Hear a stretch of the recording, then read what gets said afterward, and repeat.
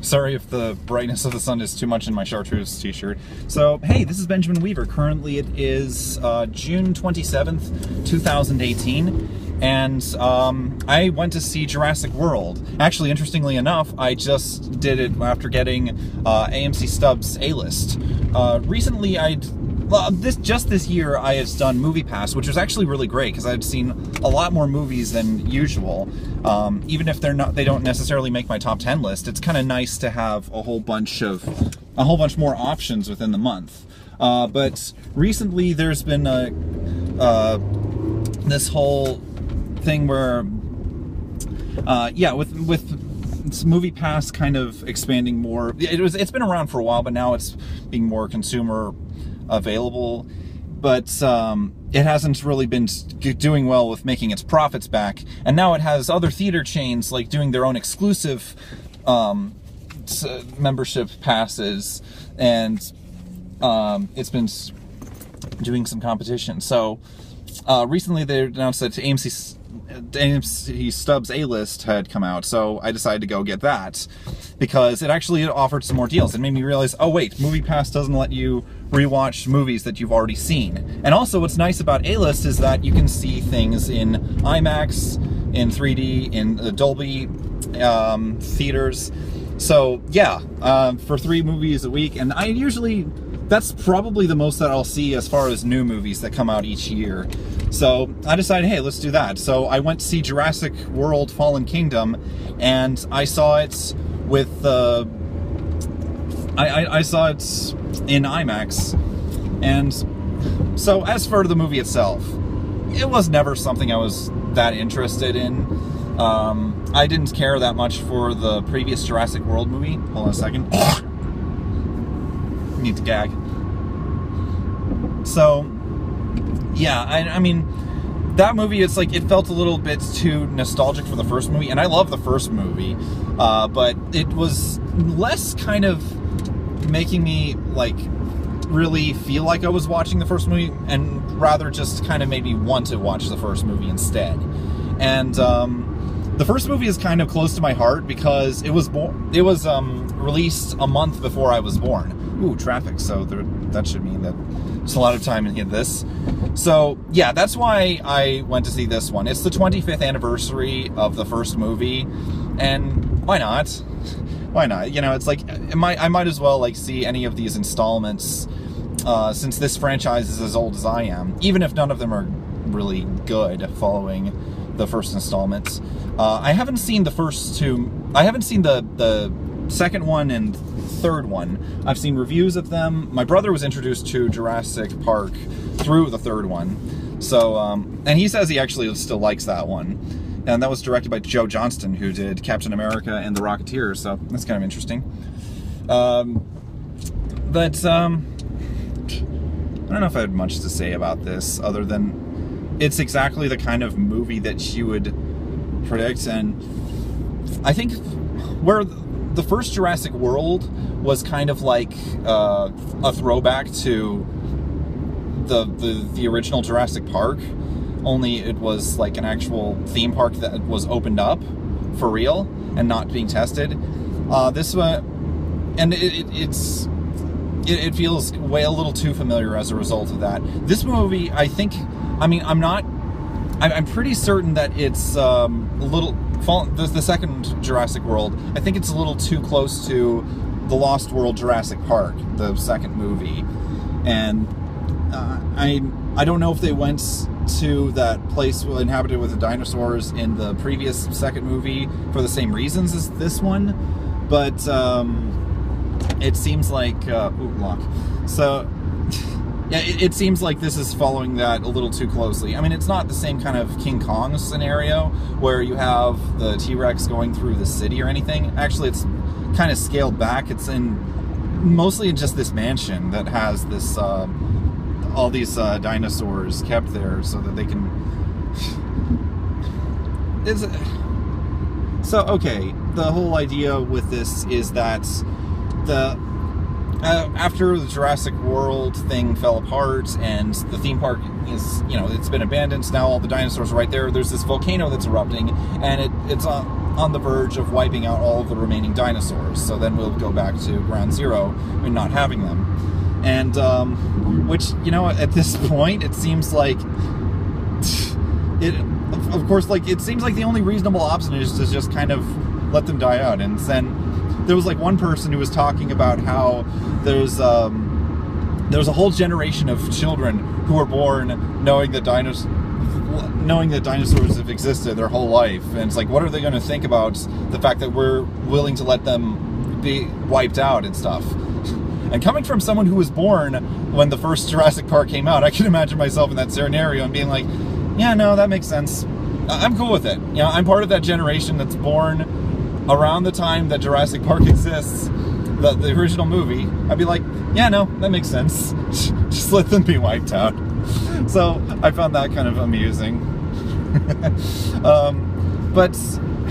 And even like Owen, Chris Pratt's character, like when Bryce Dallas Howard like goes up to him, is like, are you honestly just gonna let Blue die and let all the dinosaurs die? He's like, yeah. And I'm like, yeah, you know what, that makes sense. So right then and there, it just, you know, the reason for going to this island, it's like, this is a lost cause. This is like, it's not a good idea. And then it turns out that like the military that's siding with them betrays them. So it's kind of weird, like, and it happens so early on in the adventure when they're going to the ruins, when Owen approaches Blue and he's trying to connect with her, and then suddenly they shoot her with tranquilizers and bullets or something, and then they turn it, and it's like, it's the sudden betrayal cliche, and yeah, I like that cliche. When it's done poorly, I really don't like it. But let's see, which way should I go? There's two different ways. In order to avoid traffic, I could go the highway or the side road. That's through Oxen Hill Road. I don't know. So, yeah, let's see. Let's just go not the highway. Okay. So, I don't know. So, yeah, the whole thing with the betrayal, like, it happens, like, way too early for it. And then suddenly, like, what, you guys are going for the same thing, what are you doing? Oh, apparently they're secretly poachers or something, and they're gonna capture these things and sell them for high prices. So it eventually leads on to this, like, auctioning thing, where there's a whole bunch of, like, millionaires or something that are placing bets on owning dinosaurs. Yeah, okay, once you have those things, what are you going to do with them? I know that there was, like, the Indoraptor that's designed to be, like, kind of a unit to fight for alongside an army of a country or something, but even then, it's like, okay, it's just one, and they weren't even selling it. It was a prototype. They were just kind of showing off what they were doing in that, and, like, I'm going to turn on some air conditioning. It's really stupid. So yeah, like, once these billionaires get, like, this stuff, these dinosaurs, like, what are they going to do with them? And this whole thing,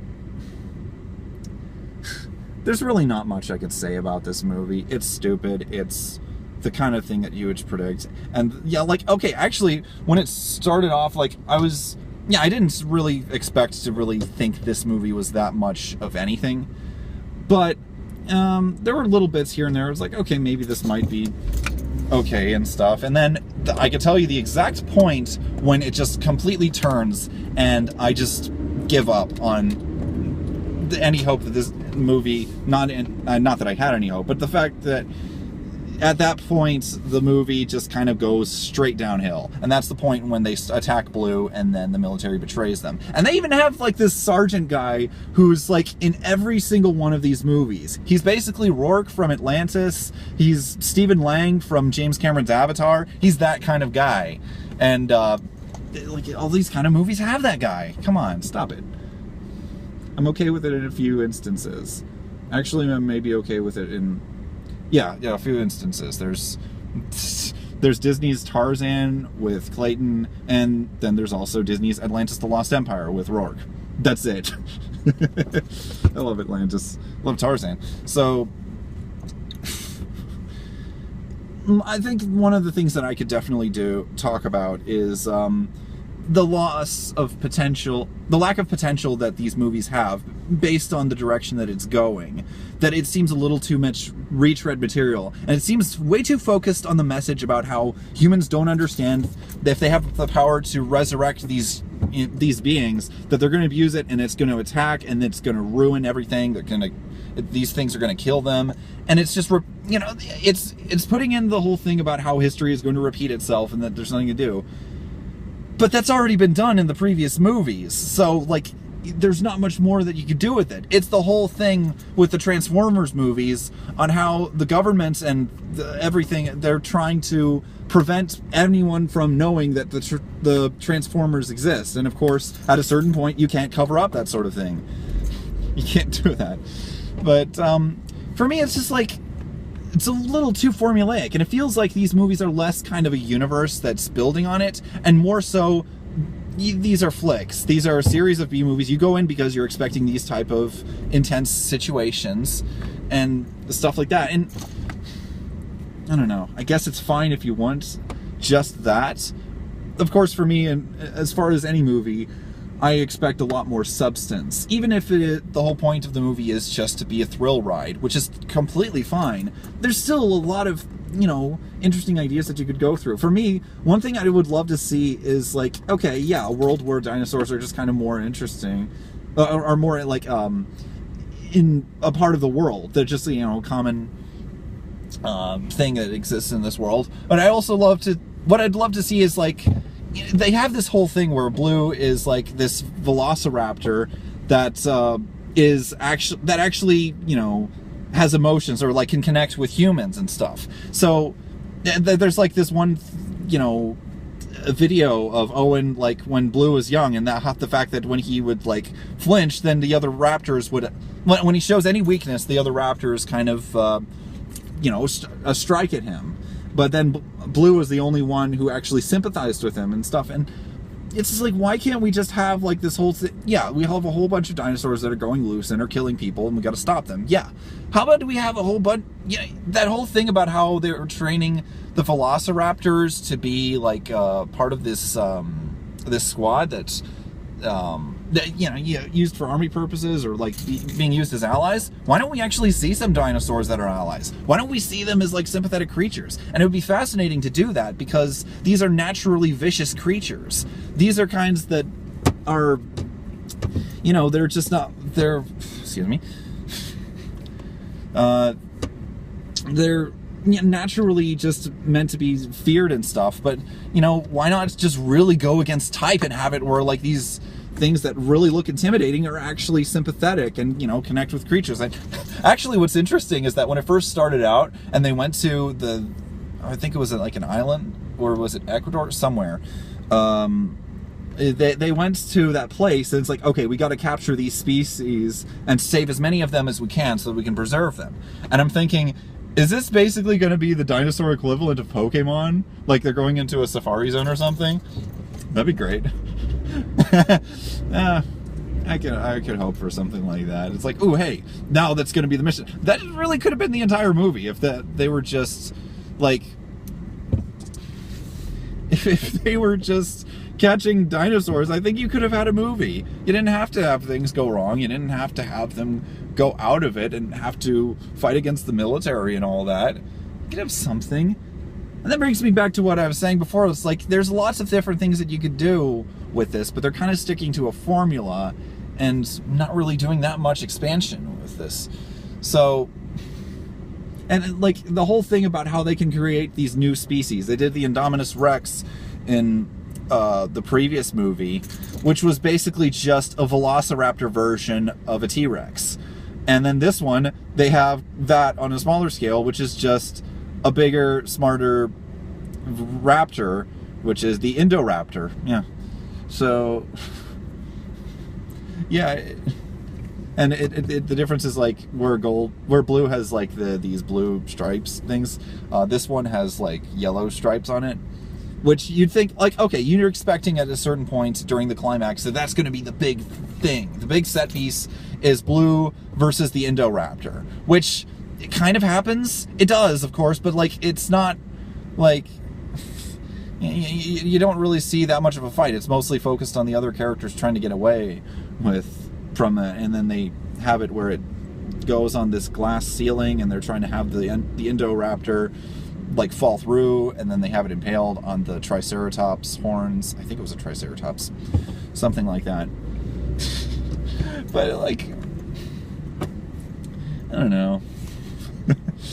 This is oh, and there was also like this revelation. This girl who is the daughter of someone, or the granddaughter of, she the granddaughter of John Hammond from the you know, I don't know. She was the granddaughter of someone, James Cromwell.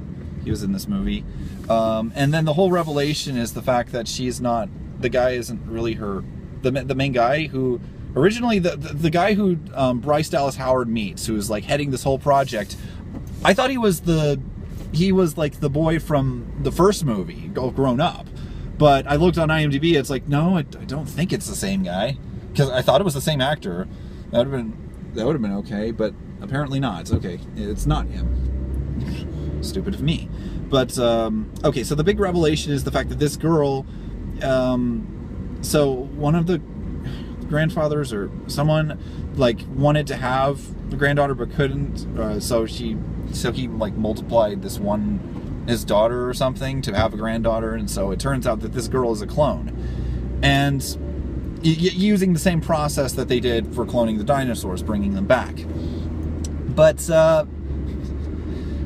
this is like okay, it's an interesting that they're using this cloning technology and to do that, but it really kind of leads nowhere. It kind of sort of implies that this girl has a connection to the dinosaurs because they're all clones and stuff. Well, is it like the clones that Mewtwo made in Pokemon the first movie? They just have this camaraderie? I don't know. But point is, they introduced that, but if they cut that whole thing out completely, you really wouldn't lose anything. It's like, this girl is just, you know what, yeah, she's part of this rich estate and stuff, the granddaughter of, I think the granddaughter of Sean Hammond, but I don't know. But really, she could have been just any girl who was like, I don't know. They do nothing with it. Kind of reminds me of at the end of Chappie when Dev Patel's character ends up like his soul gets transferred into this robot. This really great concept, but it's like 5 minutes. It's at the last 5 minutes of the movie, so like you really can't do much with it. And it's kind of like that with this, not necessarily in the same way, but like it's a concept that they introduced, but they don't really do anything with it. It's just there. She's basically a Boba Fett clone, you know. The whole thing about how Boba Fett is supposed to be a clone. Excuse me, a Jango Fett clone that's for Boba Fett, but whatever. Yeah. That whole thing from Attack of the Clones. But, yeah, it really adds up to nothing. So, I went to see this movie just out of an obligation, and it really was, I was not expecting to like this movie. Of course, there are bits and pieces where I was like, you know what, that's okay. I like the bit where we saw Owen connecting with Blue on that tape, on that, like, recording. And it's like, but that just kind of made me want to see that concept expanded a lot more. I want to see just like, I don't want to see Blue just like, okay, reconnect with Owen and then she runs off. I want to see her like with the group throughout the whole time, where she's just like this dog or whatever, who's not going to hurt them, but like really is helpful for taking out enemies and stuff. I don't know.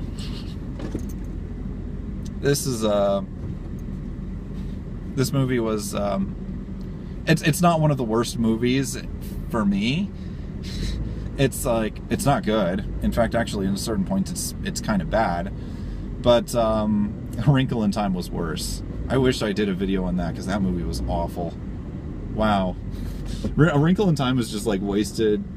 I wouldn't even say wasted potential. It was just, it was a really pretentious movie. It was adapted, and it was it's all about diversity and little girls' empowerment. That movie could basically just be called You Are Special, You Are Special, because it's made up with all these moments that are just like praising this girl's intelligence in this, and like everything just seems tailor-made to be like a challenge for her. That's, I don't know, it's stupid. I wish I did a video on that. That actually would have been something. So yeah, I just rambled and stuff, and I'm almost home, so I'm just going to end this video pretty soon. I went to see this movie because I feel like I should see every installment that comes out, every new one. I'll see the other two that I haven't seen at some point.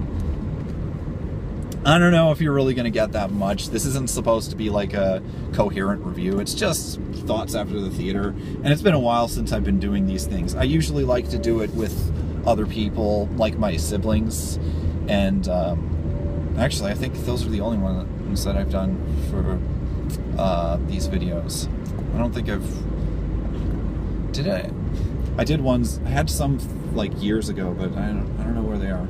But like, I do have the ones with my siblings, and I haven't re-uploaded them to this channel. So I wish I was better at this. I'm not really the best kind of person for doing vlogs. I'm okay, I guess. When I get my thoughts focused and I'm not constantly distracted, I could say quite a bit. Certainly if I'm upset at a movie a lot, I can keep my thoughts focused. But, yeah, okay. That's Jurassic World Fallen Kingdom, the 5th installment. And, oh, hey, there's my dad. He was walking on the way back from work. So, alright. Yeah, see you around.